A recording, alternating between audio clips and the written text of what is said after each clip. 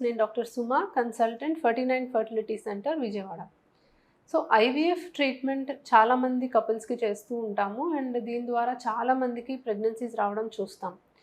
అలా అని మా దగ్గరికి వచ్చిన ప్రతి ఒక్క కపుల్‌కి కూడా ఐవీఎఫ్ అవసరం ఉండదండి. ఐవీఎఫ్ ఎప్పుడు చేస్తాము అంటే కొన్ని కొన్ని ఇండికేషన్స్ ఉన్నప్పుడు మాత్రమే. సో, ఐవీఎఫ్ చేయడానికి ఇండికేషన్స్ ఏంటి? అసలు ఎటువంటి కపుల్‌కి మనము ఐవీఎఫ్ అడ్వైస్ చేస్తాం? సో, ఫస్ట్ అండ్ ఫార్మోస్ట్ ఆడవాళ్ళకి 2 ట్యూబ్స్ బ్లాక్ ఉన్నప్పుడు వీళ్ళకి అసలు న్యాచురల్ ప్రెగ్నెన్సీ వచ్చే అవకాశం ఉండదు కాబట్టి మనం ఐవీఎఫ్ సజెస్ట్ చేస్తాం. సో, ట్యూబ్‌లో జరగాల్సిన ప్రాసెస్ మనం బయట చేస్తాం కాబట్టి ట్యూబుల్ బ్లాక్ ఉన్నప్పుడు IVF is the only option. రెండోది స్పెర్మ్ కౌంట్ అండ్ మోటిలిటీ బాగా తక్కువ ఉన్నప్పుడు. సో, సివియర్ మెయిల్ ఫ్యాక్టర్ అని అంటామండి. So, sperm count less than 5 million, motility చాలా తక్కువ ఉండి వీళ్ళకి న్యాచురల్‌గా ప్రెగ్నెన్సీ రావడానికి కానీ ఐయుఐ ద్వారా పాసిబుల్ కాదు అన్నప్పుడు మనం నెక్స్ట్ ఐవీఎఫ్ అనేది వీళ్ళకి సజెస్ట్ చేస్తాం.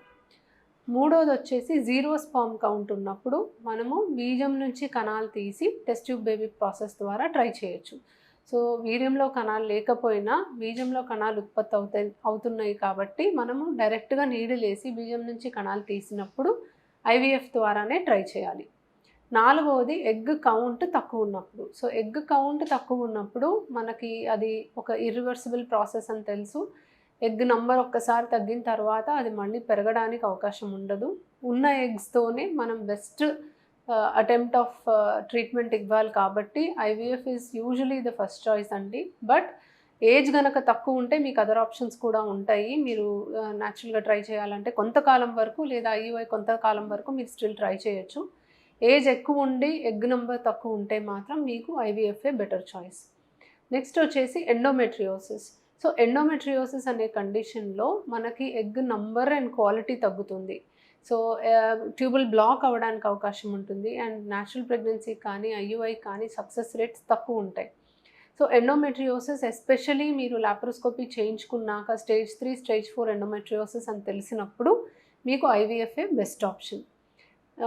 ఐయుఐ మల్టిపుల్ టైమ్స్ చేసి ఫెయిల్ అయిన వాళ్ళు. సో, ఐయుఐ ఎవరికైతే మనం చేయగలం అంటే స్పెర్మ్ కౌంట్ కనీసం ఉంటుంది, ఓవ్యులేషన్ జరుగుతుంది అండ్ ట్యూబ్స్ ఓపెన్ ఉన్నప్పుడు ఐయుఐ ట్రై చేస్తాం కదండి. సో, ఇలా ఐయుఐ 3-6 సైకిల్స్ ట్రై చేసి కూడా ప్రెగ్నెన్సీ రానప్పుడు మనం ఐవీఎఫ్ సజెస్ట్ చేస్తాం. అండ్ కొంతమందికి అన్ఎక్స్‌ప్లెయిన్డ్ ఇన్ఫర్టిలిటీ అన్ని టెస్టులు బాగానే ఉన్నా మనకి ప్రెగ్నెన్సీ రావట్లేదు, ఏజ్ ఎక్కువ ఉంది అంటే డైరెక్ట్ ఐవీఎఫ్ఏ సజెస్ట్ చేస్తామండి. ఏజ్ తక్కువ ఉంటే స్టిల్ ఐయుఐ ట్రై చేసి అవ్వకపోతే మనం ఐవీఎఫ్ చేయొచ్చు. And last but not the least time to pregnancy minimize చేయాలి అన్నా కూడా ఐవీఎఫ్ చేయొచ్చు. సో, వీలైనంత త్వరగా best success rate, best chance ఉండాలి అన్నా కూడా IVF is the best option అండి. ఎందుకంటే మిగతా ఏ ట్రీట్మెంట్‌లో కూడా ఐవీఎఫ్ ప్రాసెస్‌కి ఉన్నంత సక్సెస్ రేట్ ఉండదు. ఐవీఎఫ్ చేసి తయారైన ఎంబ్రియోస్‌ని జెనెటిక్‌లీ టెస్ట్ చేసి జెనెటిక్‌లీ నార్మల్ ఉన్న ఎంబ్రియోస్‌ని ట్రాన్స్‌ఫర్ చేస్తే మీకు ఉన్న అన్ని ట్రీట్మెంట్‌లో కల్లా మ్యాక్సిమం సక్సెస్ రేట్ అనేది ఉంటుంది. సో, తక్కువ టైంలోనే మ్యాక్సిమం ఛాన్స్ ఉండేలాగా చేయాలి అన్నా కూడా మనం ఐవీఎఫ్ సజెస్ట్ చేస్తాం. సో, వచ్చిన ప్రతి ఒక్కళ్ళకి ఐవీఎఫ్ అవసరం అనైతే ఉండదండి. యూజువల్లీ పెళ్ళై ఎక్కువ కాలం కాలేదు, ఎక్కువ ప్రాబ్లం లేదు అన్నప్పుడు మ్యాక్సిమం మేము కూడా మందుల ద్వారా లేకపోతే ఐయుఐ ద్వారా ట్రై చేస్తాము. బట్ యూజువల్లీ చాలామంది చాలా లేట్‌గా అప్రోచ్ అవుతూ ఉంటారు. ఏజ్ ఎక్కువయ్యాక చాలా ప్రాబ్లమ్స్ ఎక్కువయ్యాక అప్రోచ్ అవుతూ ఉంటారు కాబట్టి ఐవీఎఫ్ ఎక్కువ చెప్పాల్సిన అవసరం ఉంటుంది. బట్ జెన్యూన్‌గానే ఐవీఎఫ్ అవసరం ఉంటే తప్ప ఎవరికీ సజెస్ట్ చేయమండి. అన్లెస్ వాళ్ళు వీలైనంత త్వరగా ప్రెగ్నెన్సీ కావాలి అని అంటే తప్ప. Thank you. సంతానం కావాలన్న మీ కలను నిజం చేసుకోండి. 49 అంటే సంతానం, 49 అంటే సంతోషం. వివరాలకు సంప్రదించండి.